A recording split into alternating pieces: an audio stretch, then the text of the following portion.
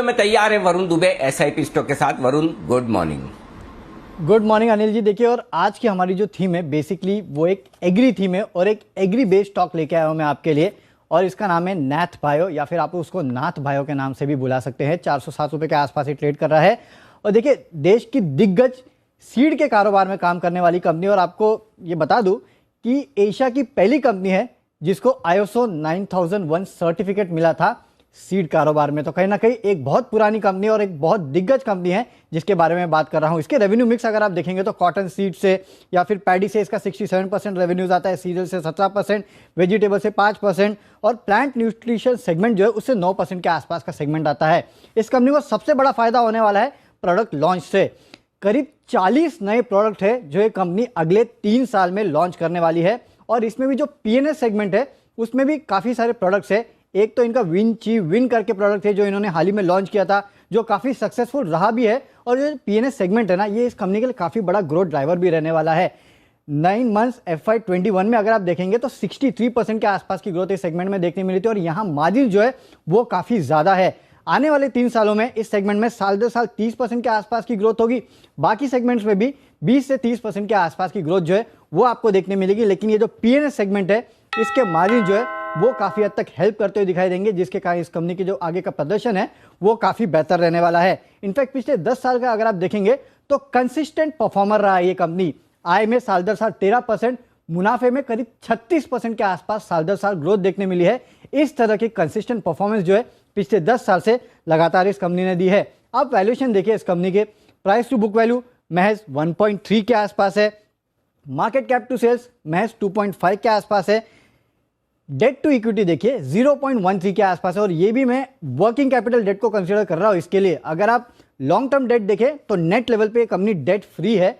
इसके अलावा price to book, price to equity जो है वो भी केवल 14 टाइम्स के आसपास है। इंस्टीट्यूशंस का इस कंपनी में काफी फोकस है और लगातार वो अपना स्टेक बढ़ा रहे हैं। मार्च 2020 में अगर आप देखेंगे 9% के आसपास का स्टेक था, अब वो बढ़ के करीब 11% के आसपास हो चुका है।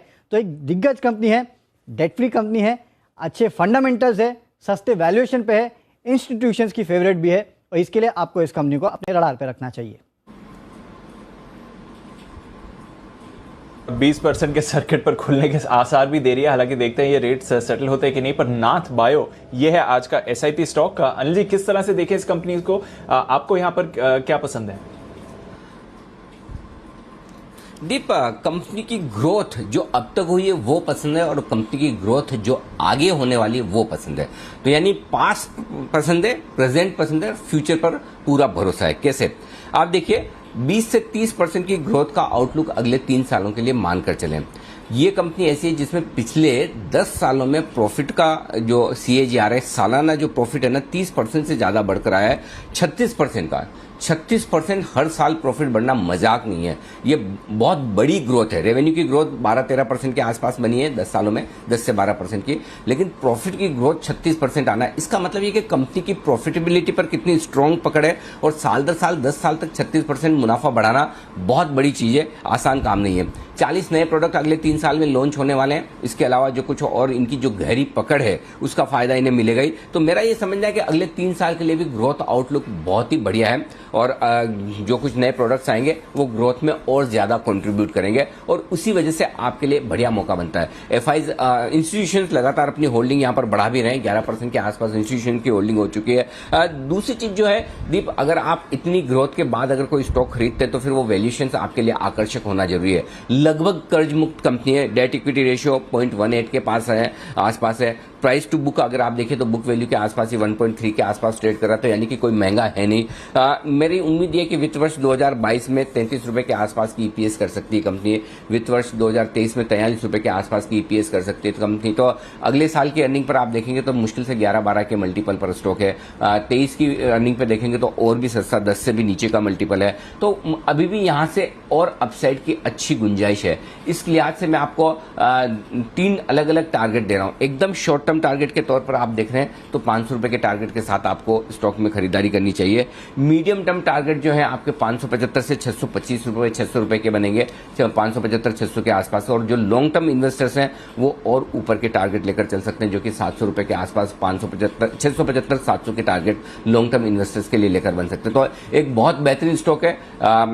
एग्रीकल्चर स्टॉक और एग्रीकल्चर से जुड़े हुए सारे स्टॉक्स वैसे भी मानसून सीजन में फोकस में रहते हैं, मानसून आने की तैयारी में है ही। और ऐसे में आपके लिए बाजार में अगर किसी तरह का कोई करेक्शन आता है तो धीमे धीमे इस स्टॉक को आपको अपने पोर्टफोलियो में जरूर रखना चाहिए। एग्रीकल्चर प्ले के लिहाज से, रूरल प्ले के लिहाज से एक बहुत ही बेहतरीन पिक है जिस पर आपको भरोसा करना चाहिए। तो ये है नाथ बायो आज का एसआईपी स्टॉक। आइए इसी स्टॉक पर एक बार तकनीकी तौर पर राय ले ली जाए। सुमित जी चार्ट देखिए, बताइए लेवल्स।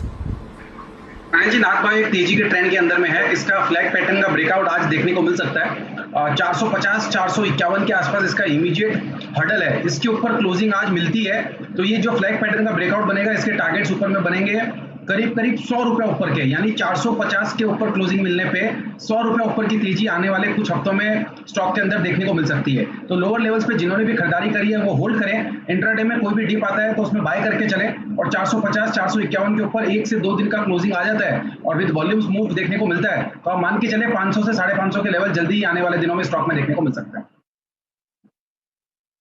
और बिल्कुल मुझे याद है, या तो एसपीएल मिड कैप स्टॉक्स में या फिर कोई एक विशेष पिक के तौर पर हिमांशु जी आपने भी इस स्टॉक को रिकमेंड किया था और उस दिन शायद स्टॉक 15-20% के तेजी के साथ भी बढ़ा था। आपने तब मुझे बताया भी था कि इस स्टॉक में बड़ा एक्शन हुआ है आपके रडार पर अब भी?